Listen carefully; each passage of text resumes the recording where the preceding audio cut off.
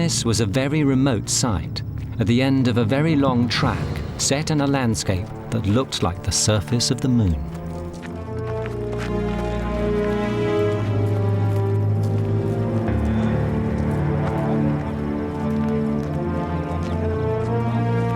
When Montet eventually reached the remains, his hopes were high of finding a spectacular lost world.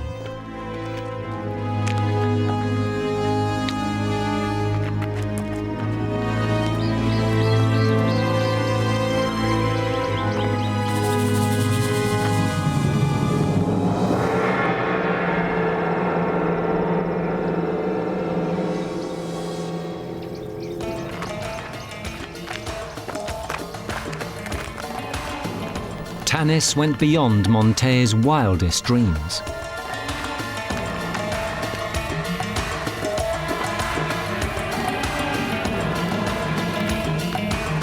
Though the ancient Nile had long since gone, everything else about the site fitted the clues for Ramesses' lost city of Ramesses.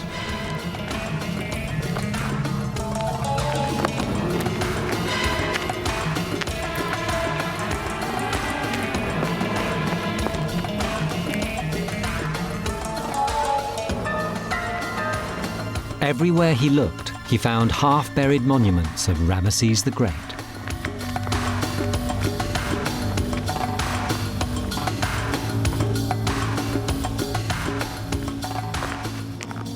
Montet's initial trip to Tanis left him in no doubt that Ramesses II's lost city lay buried beneath his feet.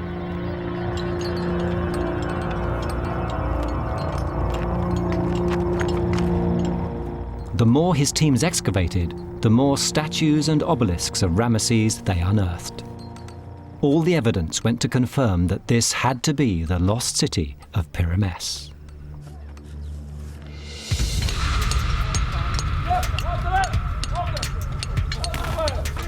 In Ramesses, we know that Ramesses constantly erected new statues of himself throughout his long reign.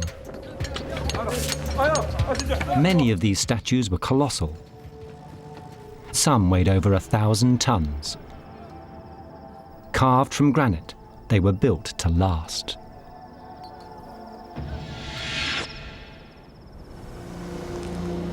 As Montet uncovered more and more monuments, it all confirmed to him that Tanis was Ramesses, allowing him to imagine what this great city must once have looked like.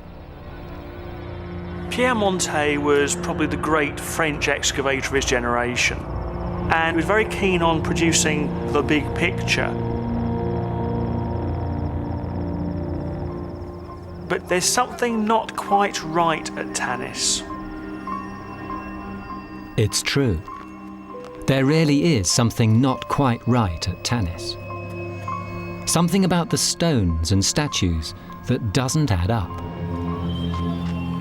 It was not unusual for parts of 3,000-year-old statues to break off and go missing.